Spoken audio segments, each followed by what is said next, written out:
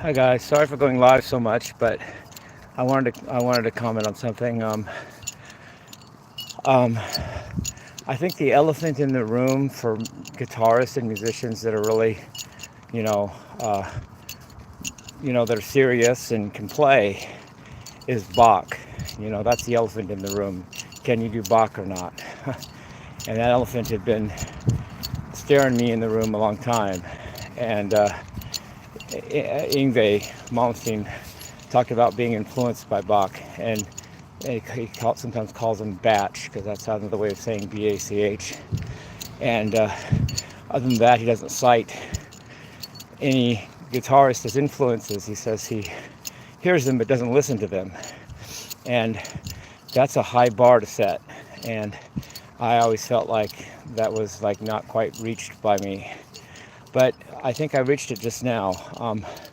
I have my head around Bach. I think I'm able to maybe start listening to him and playing like him sometimes. Maybe even doing whatever. And I think once you can understand Bach, Mozart and Beethoven come easily. It's Bach's a hard one.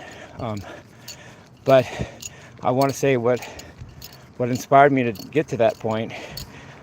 Even though I've been talking about Yngwie here, what inspired me to get to that point wasn't Yngwie Malmsteen, it was Eddie Van Halen, believe it or not, through learning jump. And not even the guitar parts in jump, it's the keyboard parts in jump that he played. And the way I got my head around that so quickly, and yet also learned from it at the same time. I'm not saying that I did, not saying I knew all about it, but I grasped it very quickly and learned a lot from it. And from learning Eddie's keyboard parts to jump on guitar and really getting it, it was just a small leap to realize that I think I can do Bach.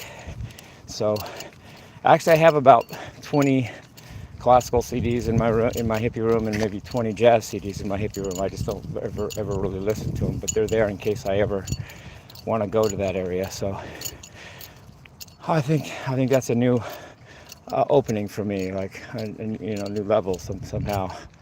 And Yngwie himself said he's not saying he's on Bach's level, of course, he says, and I say the same thing. This is, I'm not, Bach was maybe it's hard to say, but he might have been the best musician in Western society all time. You never know. I mean, that might be true. So nobody's really on his level, so is what I'm trying to say. But you can listen to him and learn from him and get it and improve yourself as a musician and a guitarist. So I think I'm finally on that Bach level. And rather than feeling like, oh boy, look at me, I just feel kind of humbled by it, because I never expected or saw, being able to do Bach as really even an object of concern. It was just always beyond me. I never even considered, well, one day I'm going to listen to Bach. It never really, I'm a rocker anyway, so it didn't really matter that much anyway. But I want to say another quick funny anecdote about classical music and my lessons as a kid. My teacher, Tom Franks, was actually a better teacher than he was a player. He was a genius teacher. I'm not sure if he was the greatest player, but he was a genius as a teacher, and he always gave me 15 extra minutes. My parents paid for half an hour, but I always got 45 minutes because he made me the last lesson of the day, so I got extra time. But he did for a couple weeks. You're a good boy. Yes. You're okay. You're okay. Anyway, for like 2 weeks, all he had me do for the homework, for the lessons, was he made some tapes of classical music and told me to listen to them and tell him what I thought. And I'm admitting this now. I didn't even listen to him. I just pulled it on him. He gave me tapes of Bach, and we did that for 2 straight weeks. And the truth is, I didn't even listen to him. And I just told him, yeah, I did, and I thought this or that, but I really cheated myself because I didn't even try. It wasn't even interesting to me, but it was to him, which speaks to him being a great teacher.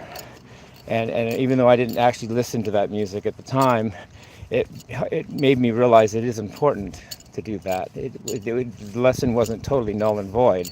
I didn't do the full lesson, but it imprinted on me that, you know, these guys are important that wrote this classical music. Even Tom's words for it were, it sounds like you're listening to something that was written by a god. So that's how he put it.